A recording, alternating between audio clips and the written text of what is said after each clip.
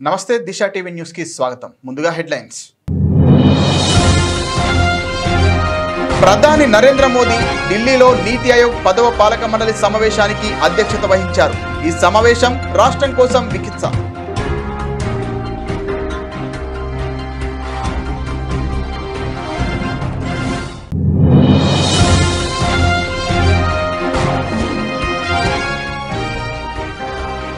తెలంగాణ పట్ల బీజేపీకి ఎందుకింత కక్ష? మంత్రి హరీష్ రావు.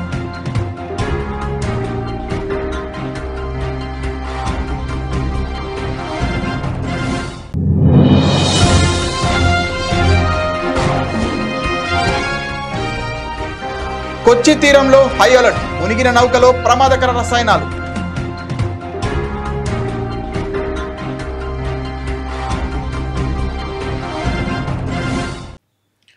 కొచ్చి తీరంలో హై అలర్ట్, మునిగిన నౌకలో ప్రమాదకర రసాయనాలు.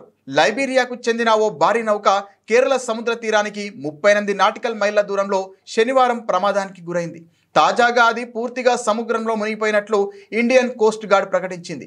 ఈ నౌకలో 640 కంటైనర్లు ఉండగా వాటిల్లో 13 కంటైనర్లలో ప్రమాదకరమైన రసాయనాలు, 12 కంటైనర్లలో కాల్షియం కార్బైడ్, మిగిలిన వాటిలో 84.44 మెట్రిక్ టన్నుల డీజిల్, 367.1 మెట్రిక్ టన్నుల ఫర్నేస్ ఆయిల్ ఉన్నట్లు తెలిపింది. ఇవి లీక్ అయితే సముద్ర జలాలు తీవ్రంగా కలుషితమయ్యే ప్రమాదం ఉండటంతో అధికారులు కొచ్చి తీరంలో హై అలర్ట్ ప్రకటించారు.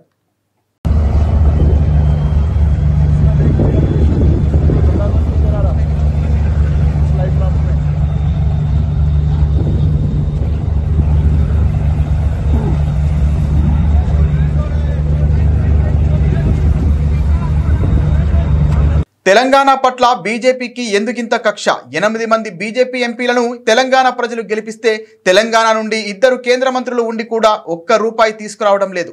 ఆంధ్రప్రదేశ్లో ప్రాజెక్టు నిర్మాణానికి 1,60,000 కోట్లు కేంద్రం ఇచ్చినప్పుడు తెలంగాణకు అందులో 1% కూడా ఎందుకు ఇవ్వడం లేదు? మరి భారతదేశ అభివృద్ధిలో తెలంగాణ భాగస్వామ్యం లేదా? ఎందుకు తెలంగాణ పట్ల బీజేపీకి ఇంత కక్ష అని నేను అడుగుతా ఉన్నా. ఎందుకు బీజేపీ తెలంగాణ మీద పగబట్టింది అని నేను అడుగుతా ఉన్నా. ఇవాళ మీరు పోలవరం జాతీయ ప్రాజెక్ట్ ఇచ్చారు ఆంధ్రప్రదేశ్కు, సంతోషం, వి వెల్కమ్. మాకేం జలసీ లేదు. మాకెందుకు జాతీయ ప్రాజెక్ట్ ఇవ్వరు? మా పాలమూరు ఎత్తిపోతల పథకానికి ఎందుకు ఇవ్వరు? మా కాళేశ్వరంకి ఎందుకు ఇవ్వరు? మా సీతారామ ప్రాజెక్టుకి ఎందుకు ఇవ్వరు? ఆంధ్రప్రదేశ్కి ఆల్రెడీ పోలవరం జాతీయ ప్రాజెక్ట్ ఇచ్చారు. ఇప్పుడు రెండవది గోదావరి బండ్కచెర్లకు కూడా 80,000 కోట్ల రూపాయలు ఇస్తామంటున్నారు. దానికి 80,000 ఇస్తారు, పోలవరంకు 80,000 కోట్లు, దాదాపు 80,000 దాటుతుంది పోలవరం కూడా. అంటే 1,60,000 కోట్ల రూపాయలు ప్రాజెక్టుల నిర్మాణానికి ఆంధ్రప్రదేశ్కు సమకూరుస్తున్నారు. అందులో ఒక పై సంబంధమన్న తెలంగాణకి ఇచ్చారా? 1%, 1,600 కోట్లని ఇచ్చారా అని అడుగుతా ఉన్నా నేను. ఇయ్యనప్పుడు 8 ఎంపీలు బీజేపీ గెలిచి ఏం ప్రయోజనం? 2 కేంద్ర మంత్రులు ఈ రాష్ట్రం నుంచి ఉండి ఏం ప్రయోజనం? మీరున్నది పదవులు అనుభవించడానికా, ప్రజలకు సేవ చేయడానికా? ఈ రాష్ట్ర హక్కులు కాపాడడానికా? ఈ రాష్ట్ర హక్కులు హరిస్తుంటే కళ్ళు మూసుకొని కూర్చోడానికి ఉన్నారా అని చెప్పి నేను అడుగుతా ఉన్నా. ప్రధానమంత్రి నరేంద్ర మోదీ ఢిల్లీలో నీతి ఆయోగ్ 10వ పాలక మండలి సమావేశాన్ని అధ్యక్షత వహించారు. ఈ సమావేశం వికసిత రాష్ట్రం కోసం వికసిత భారత్ 2047 అనే అంశంపై చర్చ జరిగింది. ఈ చర్చలో రాష్ట్రాల పాత్ర, కేంద్ర రాష్ట్ర సహకారం మరియు సమగ్ర అభివృద్ధి కోసం సమన్వయ చర్చలపై దృష్టి పెట్టారు.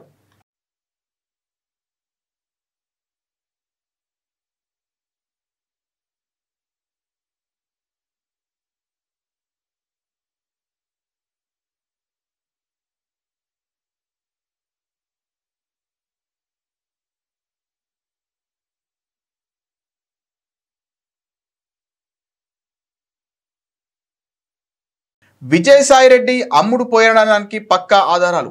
మద్యం కుంభకోణంపై సిఐడి విచారణకు కొన్ని గంటల ముందు రహస్య సమావేశం. తాడేపల్లి పార్కు విల్లాలో విల్లా నెంబర్ 27కు సాయంత్రం 5:49 విజయసాయిరెడ్డి 13 నిమిషాల తర్వాత అదే విల్లాకు నారా చంద్రబాబు నాయుడు నమ్మిన బంటూ టీడీ జనార్దన్ 45 నిమిషాల పాటు రహస్య మంతనాలు. విచారణ ముగిసిన వెంటనే మీడియా ముందు వైఎస్ జగన్ పై విమర్శలు, విషపు వ్యాఖ్యలు. విజయసాయిరెడ్డిని వైఎస్ జగన్ నమ్మి దగ్గర పెట్టుకొని పార్టీలో క్రియాశీలక పదవులతో పాటు రాజ్యసభకు పంపించి గౌరవిస్తే ఇంకా 3 ఏళ్ల పదవీకాలం ఉన్న చంద్రబాబుకు మేలు చేసేందుకు విజయసాయిరెడ్డి రాజీనామా చేశారు. ఇది నమ్మక ద్రోహం కాదా? విజయసాయిరెడ్డి చంద్రబాబుకు లొంగిపోయిన మరో వ్యక్తి. రాజ్యసభ సభ్యుడిగా 3.5 సంవత్సరం తనకు టర్మ్ ఉండగా చంద్రబాబు నాయుడు గారి కూటమికి మేలు చేసేందుకు ఆయన రాజ్యసభ సభ్యత్వానికి ఆయన రాజీనామా చేశాడు. వైఎస్ఆర్సీపీకి ఎమ్మెల్యేల బలం లేదు, మళ్ళీ రాజ్యసభకు వైఎస్ఆర్సీపీ పంపించే అవకాశం ఉండదు అని తెలిసి తన రాజీనామా వల్ల చంద్రబాబు నాయుడు గారి కూటమికి మేలు జరుగుతుందని తెలిసి తన 3.5 సంవత్సరం టర్ము ఆ కూటమికి తాను ప్రలోభాలకు లోనై అమ్మేసి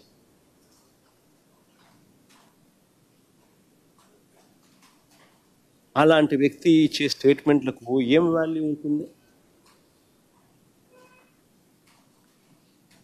అటువైపు నుంచి మనం కూడా ఇటువైపున ఏమన్నా తీసుకుని ఇటువైపున తీసుకొని ఇదే మాదిరిగానే చెప్పిస్తే వాల్యూ ఉంటుంది. విజయసాయి రెడ్డి చంద్రబాబుకు లొంగిపోయిన మరో వ్యక్తి. రాజ్యసభ సభ్యుడిగా 3.5 సంవత్సరం తనకు టర్మ్ ఉండగా చంద్రబాబు నాయుడు గారి కూటమికి మేలు చేసేందుకు ఆయన రాజ్యసభ సభ్యత్వానికి ఆయన రాజీనామా చేశాడు. వైఎస్ఆర్సీపీకి ఎమ్మెల్యేల బలం లేదు, మళ్ళీ రాజ్యసభకు వైఎస్ఆర్సీపీ పంపించే అవకాశం ఉండదు అని తెలిసి తన రాజీనామా వల్ల చంద్రబాబు నాయుడు గారి కూటమికి మేలు జరుగుతుందని తెలిసి తన 3.5 సంవత్సరం టర్ము ఆ కూటమికి తాను ప్రలోభాలకు లోనై అమ్మేసి అలాంటి వ్యక్తి ఇచ్చే స్టేట్మెంట్లకు ఏం వాల్యూ ఉంటుంది? అటువైపు నుంచి మనం కూడా ఇటువైపున ఏమన్నా తీసుకుని ఇటువైపున తీసుకొని ఇదే మాదిరిగానే చెప్పిస్తే వాల్యూ ఉంటుంది. తిరుమలలో టోకెన్ల దోపిడీ. శ్రీవారి మెట్టు మార్గంలో ఆటోలు, జీపులు డ్రైవర్ల దందా. టైం స్లాట్ టోకెన్లు తీస్తామంటూ భక్తులను నిలువు దోపిడీ చేస్తున్న దళారులు. ఉదయం 6 గంటలకు గేట్లు తెరవగానే ముందుగా ఆటో, జీపు డ్రైవర్లను పంపిస్తున్న టీటీడీ సెక్యూరిటీ సిబ్బంది అడ్డుకోవడంతో భక్తుల ఆగ్రహం.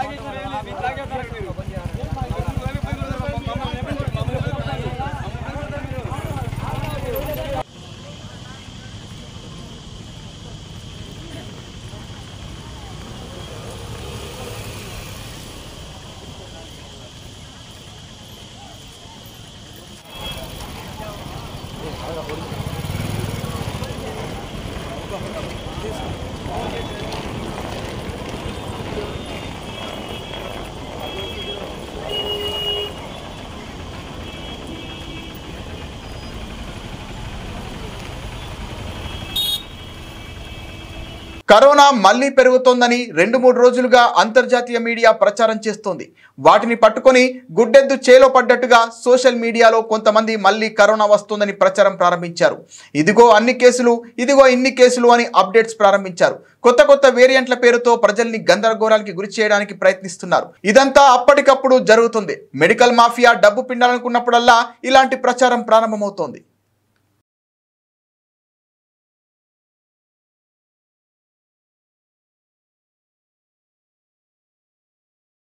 Devarayamjal survey number 639/694, survey number 135/166లోని భూములకు వెళ్లే పబ్లిక్ రోడ్డును బండకుండ నరసింహారెడ్డి, బండకుండ కార్తిక్ రెడ్డి, రామకృష్ణారెడ్డి అనేక మార్లు అడ్డుకున్నారని ఉస్మానియా యూనివర్సిటీ మాజీ ప్రొఫెసర్ రతన్ రెడ్డి ఆరోపించారు. ఆదివారం నాడు సోమాజిగూడ ప్రెస్ క్లబ్లో ఏర్పాటు చేసిన విలేకరుల సమావేశంలో ఆయన మాట్లాడుతూ రోడ్డులో అడ్డంగా తవ్వి మూసివేశారని, కాల్వ నీళ్లు వదిలి గందరగోళం సృష్టించారని, స్త్రీల సమక్షంలో బట్టలు లేకుండా స్నానం చేస్తూ నగ్నంగా ప్రదర్శన పాల్పడుతున్నారని ఆయన విమర్శించారు. ఈ సమావేశంలో సందీప్, సంధ్య పాల్గొని ప్రసంగించారు.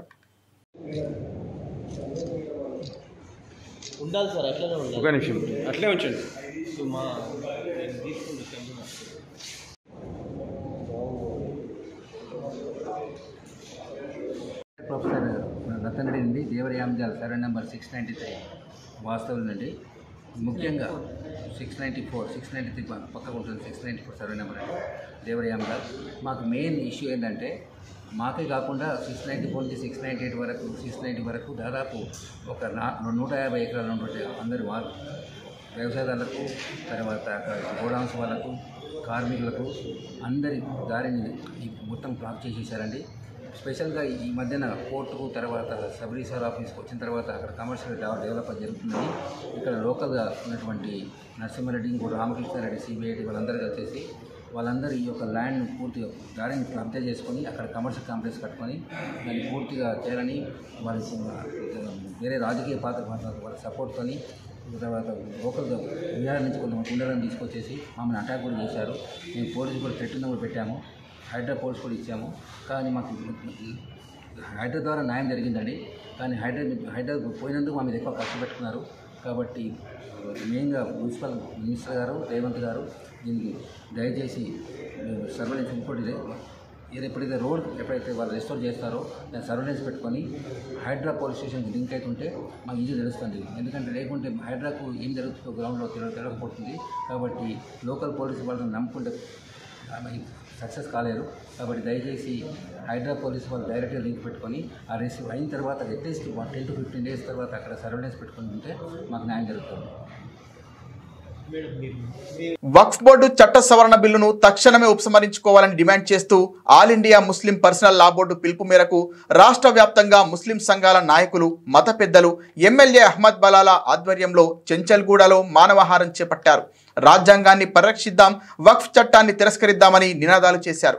వక్ఫ్ చట్ట సవరణ బిల్లును వెంటనే రద్దు చేయాలని ప్లకార్డులతో పాటు జాతీయ నల్ల జెండాలను చేతబూనారు. భారత రాజ్యాంగం దేశంలోని పౌర సమాజానికి సమాన హక్కులు కల్పించిందన్నారు. దేశవ్యాప్తంగా ముస్లిం మైనార్టీల ఆస్తులకు రక్షణగా ఉన్న భూముల ఆస్తులన్నింటినీ 8.72 లక్షలుగా గుర్తించి ప్రత్యేక వక్ఫ్ చట్టాన్ని రాజ్యాంగం అమలు చేసిందని గుర్తు చేశారు. కార్పొరేట్ శక్తులకు ఆస్తులను కట్టబెట్టడమే కేంద్రం లక్ష్యంగా చర్యలు చేపట్టిందని ఆరోపించారు. పార్లమెంటులో అమలు చేసిన బిల్లును బేషరతుగా వెనక్కి తీసుకోవాలని డిమాండ్ చేశారు.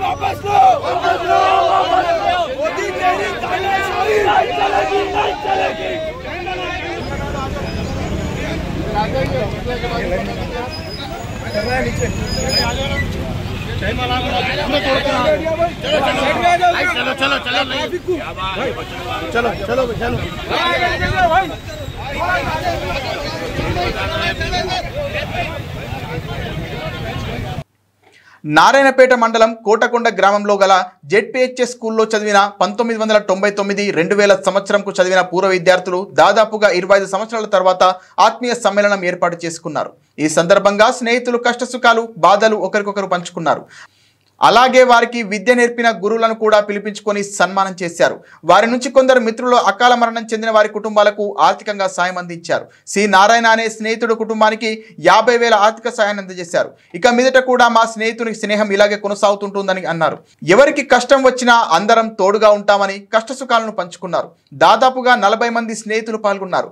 ఇంతటి పెద్ద కార్యక్రమాన్ని ప్రత్యేకంగా నిర్వహించిన జగదీష్ ఆంజనేయులకు స్నేహితులందరూ అభినందనలు తెలియజేశారు.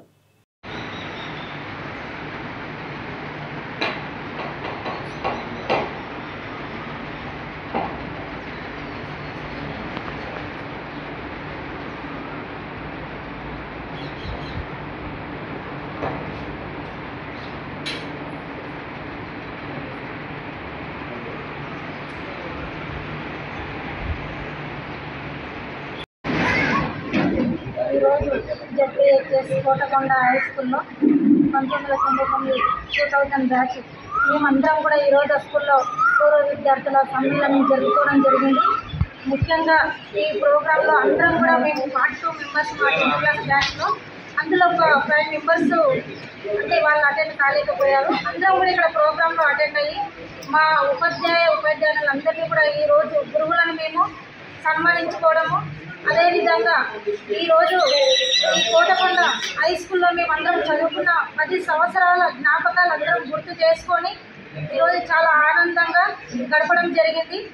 ఈ 25 ఇయర్స్లో మేమందరం కూడా ప్రతి ఒక్కరము విద్యార్థి దశ నుంచి ఈరోజు ప్రతి ఒక్కరము కూడా ఒక ఉన్నత స్థానంలోకి, అంటే ప్రతి ఒక్కరము కూడా ఒక్కొక్కరం ఒక రంగంలో ఎదిగాము. ప్రతి ఒక్కరము ఈరోజు వచ్చి మా 25 ఇయర్స్లో మేము ఏమేం చేశాము అని చెప్పేసి ఒకరొకరు మా అభిప్రాయాలందరినీ కూడా మేము ఇక్కడ షేర్ చేసుకోవడం జరిగింది. అదేవిధంగా మా 10th క్లాస్ బ్యాచ్లో 42 మెంబర్స్లో మాకు ఇప్పుడు సి నారాయణ అనే కుటుంబానికి, తన కుటుంబంలో తనకి 2 పిల్లలు ఉన్నారు. ఆ 2 పిల్లలకి కూడా ఈరోజు వాళ్ళ భార్య ఇక్కడ రావడం జరిగింది. అది చాలా బాధాకరమైన విషయము. మేమంతా ఫ్రెండ్స్ కలిసి అందరము మా సహాయంగా మా వంతుగా ఒక 50,000 వాళ్ళకి డిపాజిట్ చేయించడం జరిగింది. ధన్యవాదాలు. 1999 2000 సంవత్సరం బ్యాచ్ విద్యార్థులు మేము 10వ తరగతి ఇక్కడ పూర్తి చేసుకోవడం జరిగింది. ఇక్కడ పూర్తి చేసుకున్నటువంటి సందర్భంగా 25 సంవత్సరాలు పూర్తయింది. పూర్వ విద్యార్థుల ఆత్మీయ సమ్మేళనం అనే కార్యక్రమం ద్వారా మేమందరం మళ్ళీ 25 సంవత్సరాల తర్వాత కోటకొండ జెడ్పీహెచ్ఎస్ పాఠశాలలో అందరం కలుసుకున్నాం. ఈ సమ్మేళనం ఏ విధంగా జరిగిందంటే గురు శిష్యులు అందరం కలిసి ఆత్మీయంగా, సంతోషంతో, ఆనందంగా, మధురమైనటువంటి అనుభూతులతో ఇక్కడ జరుపుకున్నాం. ఈ కార్యక్రమానికి దాదాపు మా విద్యార్థులు అంటే స్నేహితులు, మాకు పాఠాలు చెప్పినటువంటి గురువులందరూ కూడా పాల్గొనడం జరిగింది. వారి ఆశీస్సులు మాకు అందించడం జరిగింది. ఈ ఆత్మీయ సమ్మేళనం ఎంతో మధురంగా మేము ఆనందంగా గడుపుకోవడం జరిగింది. ఈ సమ్మేళనంలో అందరినీ గురువులను సన్మానించడం జరిగింది. ఇక్కడ మా గ్రూప్లో ఉన్నటువంటి విద్యార్థులలో కొంతమంది అకాల మరణం చెందడం జరిగింది. అలాంటి వాళ్ళని కూడా స్మరించుకున్నాం. కొంతమంది గురువులు కూడా మిస్ కావడం జరిగింది, వాళ్ళని కూడా స్మరించుకున్నాం. మరి ఒక బాధిత కుటుంబం అయినటువంటి మా స్నేహితుడు మా మధ్యలో లేకపోవడం, శ్రీ నారాయణ అని, ఆయన కుటుంబానికి 50,000 రూపాయల ఆర్థిక సాయం కూడా చేయడం జరిగింది. ఇట్లాంటి కార్యక్రమాలు ఇంకా ఎన్నో మున్ముందు జరుపుకోవాలని మేమంతా ఒక దృఢ నిశ్చయంతో ఒక సంఘంగా ఏర్పడి ఇట్లాంటి మంచి కార్యక్రమాలు చేయడంలో భాగం కావాలని నిర్ణయించుకున్నాం.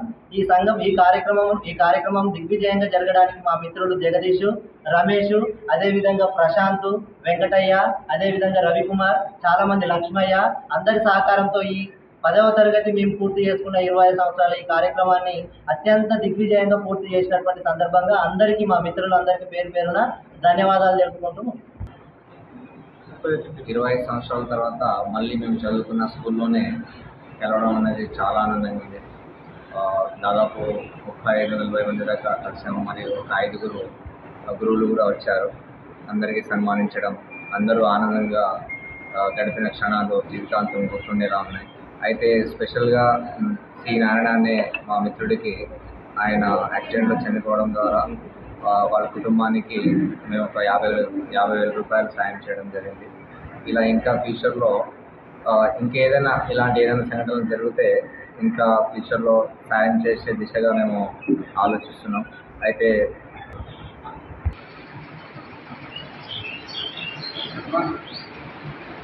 నారాయణపేట జిల్లా ఆర్టీసీ బస్టాండ్లో ఈ రోజు కురిసిన వర్షానికి బస్టాండ్ ఆవరణలో నిలిచిన వర్షం నీరు వర్షాకాలం కాదు, మామూలుగా కురిస్తేనే ఈ రకంగా ఉంటుంది. వర్షాకాలం వచ్చిందంటే పరిస్థితి ఎలా ఉంటుందో అర్థం చేసుకోవాలని అంటున్నారు ప్రయాణికులు. చినుకు పడితే చిత్తడే అన్నట్టుగా వర్షం నీరు నిలిచి ఉంటుంది. కాబట్టి ఇప్పటికైనా అధికారులు వర్షాకాలం రాకముందే పరిస్థితిని చక్కదిద్దాలని ప్రయాణికులు కోరుతున్నారు. చినుకు పడితే చిత్తడే అన్నట్టుగా నారాయణపేట ఆర్టీసీ బస్టాండ్ పరిస్థితి.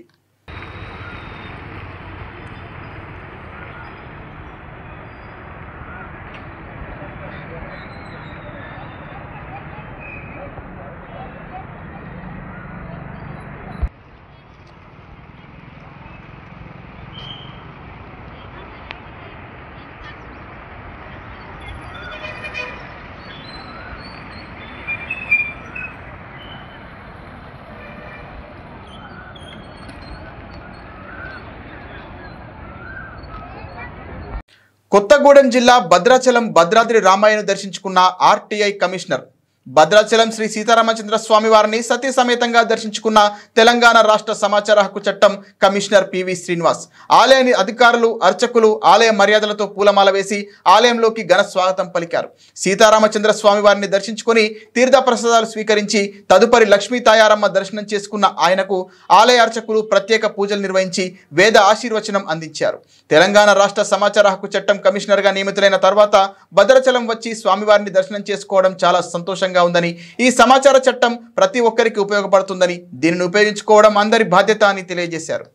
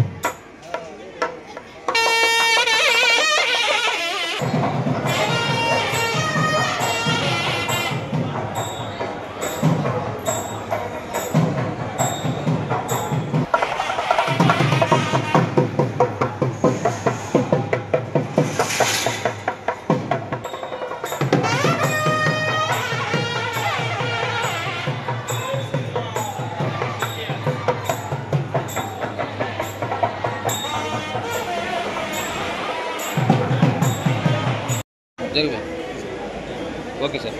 సమాచార హక్కు చట్ట కమిషనర్గా నియమితులైన తర్వాత భద్రాద్రి దర్శించుకొని వారి ఆశీస్సులు, స్వామివారి ఆశీస్సులు తీసుకున్నాం. అయితే ఈ చట్టం అనేటువంటిది చాలా గొప్ప చట్టం.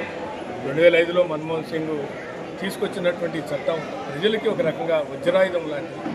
కాబట్టి ఈ చట్టం కొంత మిస్యూజ్ కూడా జరుగుతుందనేటువంటి తెలుస్తుంది. ఎందుకంటే సమాచార హక్కు చట్టాన్ని అడ్డం పెట్టుకొని కొంతమంది, అందరని నేను చెప్పను కానీ కొంతమంది బ్లాక్మెయిల్ చేస్తున్నారు అనేటువంటిది, దుర్వినియోగం చేస్తున్నారు. దానివల్ల ప్రజల్లో ఈ చట్టం మీద గౌరవం తగ్గుతుంది అనేటువంటి భావన కూడా అక్కడో ఇక్కడో అప్పుడో ఇప్పుడో వినపడతారు. కాబట్టి అటువంటి వాటిని లేకుండా నిజంగా ప్రజలకి ఏ సమాచారం అవసరమో ఆ సమాచారాన్ని అందించడం, ఆ రకంగా ఈ చట్టానికి ఉన్నటువంటి గొప్పదానాన్ని వన్నెదేవటం కమిషనర్గా నా బాధ్యత. ఆ బాధ్యతను పూర్తిగా నిర్వర్తిస్తానని ఈ రాముల స్వామి సాక్షిగా తెలియజేసుకుంటాను.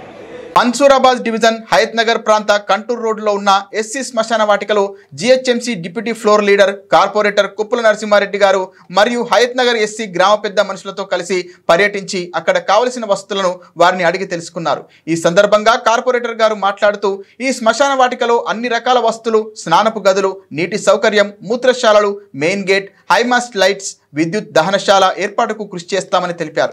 అసంపూర్తిగా ఉన్న పనుల ప్రతిపాదనలను వెంటనే సిద్ధం చేయాలని అధికారుల దృష్టికి తీసుకెళ్తానని పేర్కొన్నారు. ఈ కార్యక్రమంలో కోదండ సూరి, సత్యనారాయణ, లక్ష్మీదాస్, లక్ష్మీ నరసింహ, జంగయ్య, ముత్యాలు, వెంకటేష్ మరియు బీజేపీ నాయకులు, కార్యకర్తలు పాల్గొన్నారు.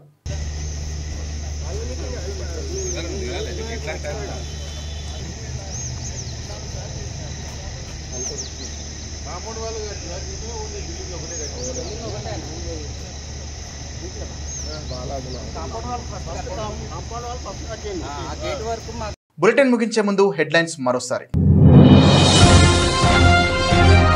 ప్రధాని నరేంద్ర మోదీ ఢిల్లీలో నీతి ఆయోగ్ 10వ పాలక మండలి సమావేశానికి అధ్యక్షత వహించారు. ఈ సమావేశం రాష్ట్రం కోసం వికిత్స.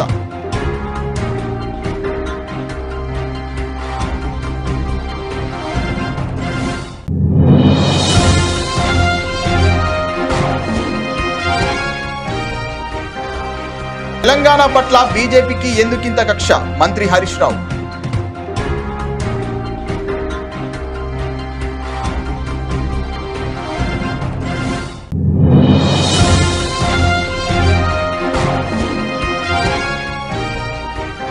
కొచ్చి తీరంలో హై అలర్ట్, మునిగిన నౌకలో ప్రమాదకర రసాయనాలు.